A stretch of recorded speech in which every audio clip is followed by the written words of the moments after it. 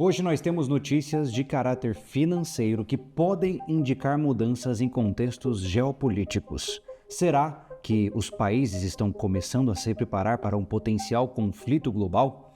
Fique por aqui para acompanhar as notícias do boletim dessa semana, porque tem muita coisa importante para você ficar sabendo.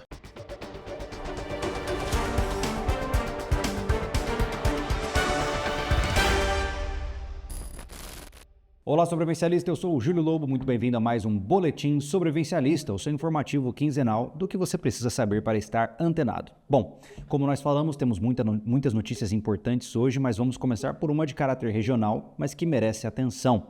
Santa Catarina registra casos de febre oropouche pela primeira vez na história. Olha só.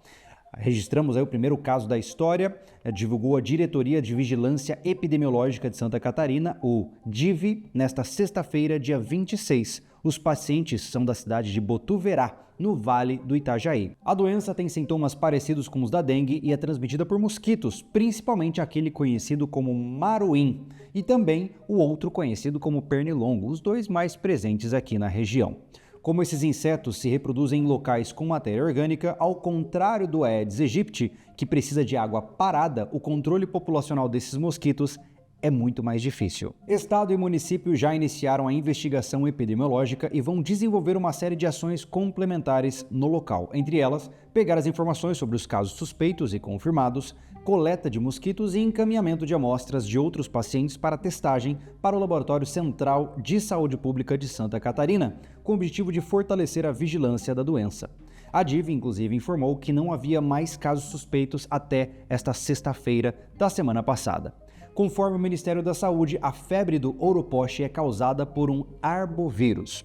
Os sintomas são parecidos com os da dengue e da febre chikungunya. São eles dor de cabeça, dor muscular, dor nas articulações, náusea, diarreia.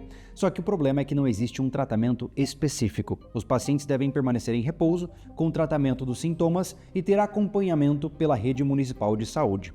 A doença começou a ser registrada no Brasil em 1960 e ocorria mais no norte do país, de acordo com o diretor da DIV Santa Catarina. E por que é importante trazer essa notícia para você? Bom, como nós já sabemos, sempre que algum tipo de doença começa a se alastrar por diferentes regiões, é importante estar atento. Tudo começa de forma inocente e pode ganhar grandes proporções. Infelizmente, agora nós não só temos que lidar com a dengue, como também com chikungunya e agora com essa oropouche, ou seja, cada vez mais a natureza fazendo o possível para tentar causar obstáculos para o crescimento da espécie humana, não é mesmo? São Paulo terá semana de temperatura espantosamente alta e recorde, olha só. A temperatura nestes próximos dias estará com valores muitíssimos acima dos valores médios históricos desta época do ano, com a máxima superando o que é normal na climatologia nos meses de verão. Uma poderosa massa de ar seco e quente cobre neste momento o centro do Brasil e proporciona uma sequência absurdamente longa de dias de temperatura muito acima do normal e que vai persistir durante esta semana na cidade de São Paulo e no interior do estado. Na cidade de São Paulo, praticamente todas as tardes desta semana podem ter marcas de 30 a 32 graus, mas o que impressiona é que algumas podem atingir marcas tão altas quanto 33 e 34 ou até mais. Assim, é quase certo que o recorde de temperatura máxima de maio de 31,7 desde o começo das medições em 1943 será quebrado nesta semana. Pior que isso, o recorde pode cair mais uma vez na segunda metade da semana. A temperatura máxima média histórica de maio na cidade de São Paulo é de 23 graus, ou seja, haverá tardes com a temperatura 10 graus acima do normal. No interior de São Paulo, o calor não apenas segue, como aumenta. As tardes vão seguir com máximas de 30 a 35 graus em quase todo o interior, mais altas no centro, oeste e no norte paulista. Na segunda metade da semana, o calor ganha força em marcas de 37 graus Celsius a 39 são prováveis em algumas cidades. É muito interessante observar que nos últimos tempos está cada vez mais escassa a quantidade de invernos e também temporadas de frio prolongadas ao redor do Brasil. Pelo menos aqui em Santa Catarina, do ponto de vista de microanálise, ou seja, a percepção que nós temos é que cada inverno se torna menos frio. E quando você conversa com pessoas mais antigas que moram na região, você vai vendo que eles trazem um relato consistente de que parece-me que não há mais um inverno verdadeiro aqui na região. Na sua região, onde você mora, Esse relato também é persistente? Você tem observado, ao menos em termos de percepção, que nos últimos anos cada vez as temperaturas estão mais altas? Se sim, qual é a sua estratégia para lidar com isso? Eu gostaria de saber nos comentários. Pois bem, passadas as notícias mais amplas, vamos agora para o tópico principal do nosso boletim. Vamos falar um pouquinho dos elementos financeiros que têm aparecido no radar agora e podem indicar comportamentos a nível de nação. Para tal, vamos começar com a primeira notícia. Países retiram reservas de ouro dos Estados Unidos. Nesta sexta-feira, o Banco Central da Turquia comunicou que as suas reservas de ouro armazenadas nos Estados Unidos totalizaram, no final de 2016, 28,689 toneladas, mas não constava nada no final de 2017. Também os maiores bancos privados turcos retiraram as suas reservas de ouro do exterior, respondendo ao apelo do presidente da Turquia para se livrarem da pressão da taxa de câmbio e usarem o ouro contra o dólar. O Bundesbank, o Banco Central da Alemanha, informou em agosto de 2017 que havia concluído, 3 anos antes do previsto, o repatriamento de uma parte das reservas de ouro que o país tinha armazenado em Nova York e Paris, e já possui mais da metade das suas reservas em Frankfurt, tal como havia planejado. Em 2016, o país concluiu com êxito o repatriamento do ouro dos Estados Unidos de uma das partes das reservas que tinha em Nova York. Nos anos seguintes, a Alemanha repatriou 85,99 e 111 toneladas de ouro, respectivamente. Assim, no ano passado, o Bundesbank repatriou as últimas 91 toneladas de reservas de ouro que tinha no exterior. Na sequência da decisão alemã, outros países europeus também começaram a se preocupar com este assunto. Segundo explicou o analista Andrei Kotkov, cada país geralmente tem as suas razões para retirar as reservas de ouro do exterior. Contudo, entre as causas principais de tantas coincidências é a falta de confiança nos Estados Unidos. Abre aspas. Os casos da Rússia, Venezuela e Irã mostram claramente que os Estados Unidos podem impor sanções e congelar os ativos de qualquer país em seu território, explicou o analista.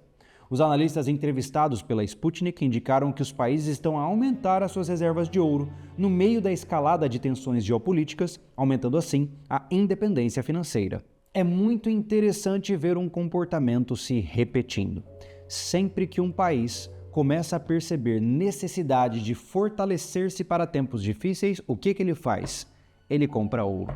É historicamente observado que sempre antes de uma grande transição de poder global, os países têm a tendência a fecharem as suas portas, fecharem suas janelas e ficarem mais focados em construir a sua força de maneira interna. E o que nós estamos observando aqui é com certeza um marco importante. Muitos países, e aqui eu peguei essa notícia, mas tem muitos outros países repetindo o mesmo movimento, tá? A Áustria, a Nigéria, vários outros países que antes tinham suas reservas de ouro guardadas nos Estados Unidos, estão tirando de lá para trazerem para os seus próprios países e ficarem consolidados de uma maneira a ficarem menos dependentes do dólar. Para os que quiserem saber mais, eu coloquei aqui embaixo na descrição um link para uma monografia da Joanna Avritzer, que conta um pouco do papel do ouro na configuração do dinheiro mundial. Se você quiser conhecer mais como funcionou esse fluxo de compra e venda de ouro, tentativa de estabelecimento de dinheiro, papel moeda em várias outras situações, fique à vontade para dar uma olhada, o link está na descrição.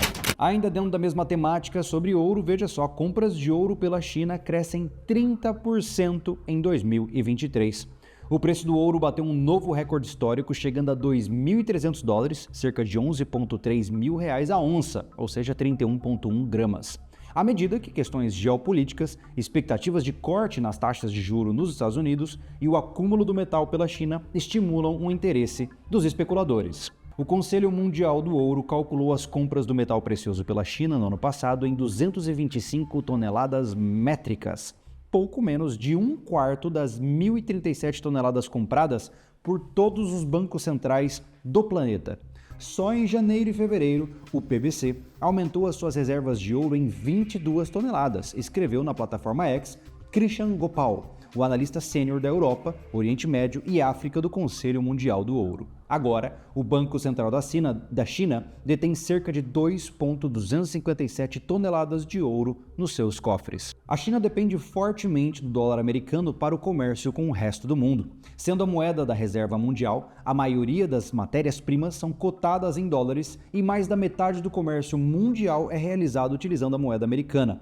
Ao mesmo tempo que cresceu para desafiar o domínio econômico dos Estados Unidos ao longo dos últimos 30 anos, a China acumulou enormes reservas cambiais, principalmente em dólares. Mas Pequim teme estar demasiadamente dependente do dólar e se empenha a diversificar as reservas do Banco Popular da China.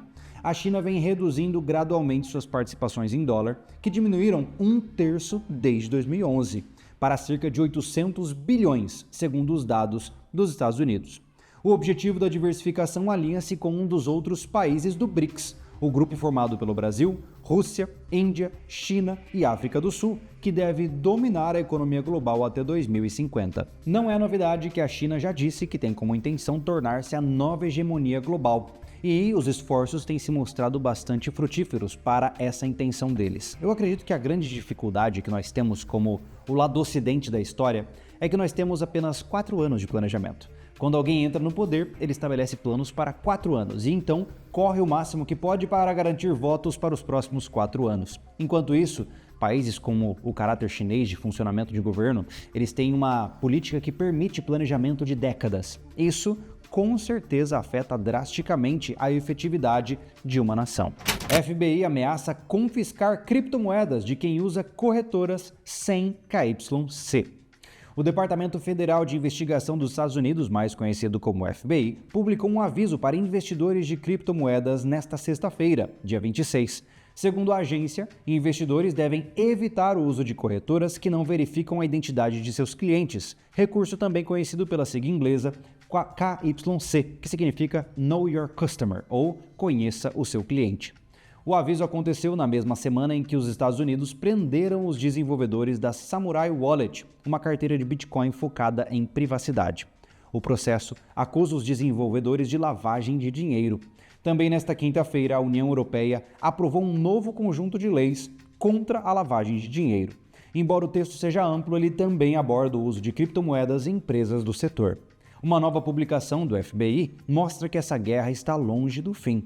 Segundo a agência de investigação, americanos devem evitar o uso de corretoras e outras empresas que não possuem licença para operar nos Estados Unidos. Abre aspas. Por exemplo, evite serviços de transmissão de criptomoedas que não coletam dados sobre os seus clientes, KYC, quando necessário. Na sequência, as autoridades afirmam que endereços ligados a esses serviços poderão ser censurados no caso de novos processos. Embora o governo não possa confiscar os seus bitcoins ou outras moedas descentralizadas, elas podem ser congeladas por corretoras após depósitos. Bom, como já sabemos, não é uma novidade de que haverá com certeza uma perseguição por meio do Estado para sistemas de criptomoedas, seja eles quais forem. Fato é que, em nenhum momento, um governo com trilhões de dólares à sua disposição vai deixar um sistema financeiro que não depende dele florescer. E eles vão, com certeza, aos poucos tentar cercear todas as possibilidades. Isso aqui condena o funcionamento do Bitcoin? Não necessariamente. Até porque, como eles já colocaram aqui, eles conseguem congelar um endereço específico. Isso não significa que você não possa passar para outros endereços e também que você não possa trafegar por um mar diferente. O problema é que, óbvio, a ilegalidade se torna muito mais complexa quando se trata de uma perseguição ativa do governo. Novamente, isso significa que as bitcoins acabaram? Que não vale a pena você ter? Lembre-se, nós como sobrevivencialistas, nós não podemos ter um time como se fosse um time de futebol. Assim como eu tenho uma moeda de prata da Morgantes, que eu já vou falar para você, a gente pode ter criptomoedas, a gente pode ter ouro, a gente pode ter álcool, a gente pode ter chumbo, ou seja, um sobrevivencialista tem que ter uma maleta de ferramentas com várias opções diferentes. Os bitcoins são só uma dessas ferramentas. Mas vamos falar da Morgantes Metais. Se você não sabe, a Morgantes é quem traz o boletim. Eles são aqueles que nos oferecem espaço para a gente poder trabalhar e trazer essas notícias para vocês. E o mais interessante disso é que eles são a empresa mais confiável do Brasil para você comprar prata pura, com certificação. E não só prata, como outros metais preciosos também. E até mesmo joias. Se você aí está prestes a casar ou quer oferecer um presente para sua bela esposa ou para o seu belo marido, fala com Morgantes. Eles não só têm um portfólio de joias muito bonitas, como também eles podem reproduzir a joia que você quiser. Eu conheço o Avelino, que é o cara que está à frente da Morgantes há muito tempo. Ele é um cara muito bacana, ele está muito comprometido com a honestidade, com a velocidade de produção. E nos últimos tempos tiveram lançamentos incríveis, ó, como essas moedas de prata muito bonitas, que são de várias estampas diferentes. Assim como lá no site deles você pode comprar barras, lâminas e outras moedas com diferentes configurações. Dá uma olhada na Morgantes Metais e utilize o cupom SV5 para 5% de desconto na sua compra. Tenho certeza absoluta de que se você compra um item como esse e guarda ele em um local muito bem guardado, eu tenho certeza de que você vai ter aí uma reserva de valor bem sólida, não só comprovada pelo que o Júlio está falando, mas pelos séculos de história da humanidade.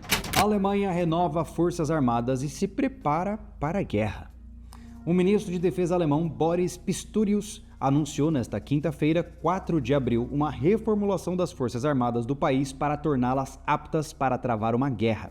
O objetivo é reestruturar a Bundeswehr de forma de que esteja perfeitamente posicionada mesmo em caso de emergência, em caso de defesa e em caso de guerra, disse ele ao fazer o anúncio. As novas forças armadas alemãs serão organizadas em 4 ramos: o tradicional exército, marinha e força aérea, bem como um novo ramo cibernético e espacial de informação. Haverá também comandos operacionais e de apoio. O novo ramo cibernético será responsável por lidar com ameaças híbridas, bem como tarefas táticas como a guerra eletrônica.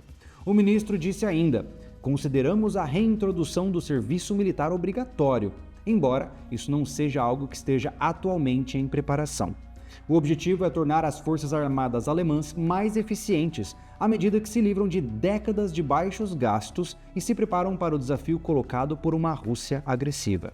Abre aspas. Desde que a Rússia questionou a ordem de paz europeia, surgiu uma situação de ameaça especial para a Alemanha e seus aliados, afirmou o comunicado do Ministério da Defesa alemão.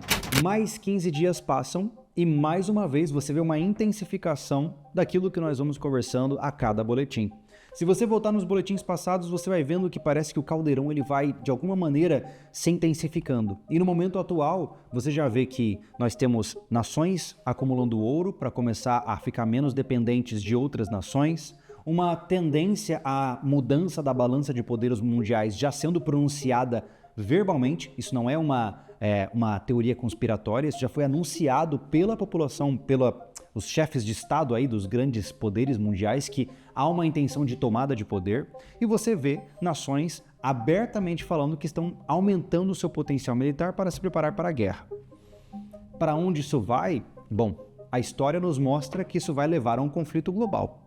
Se de fato isso vai acontecer nos tempos atuais, eu já não sei.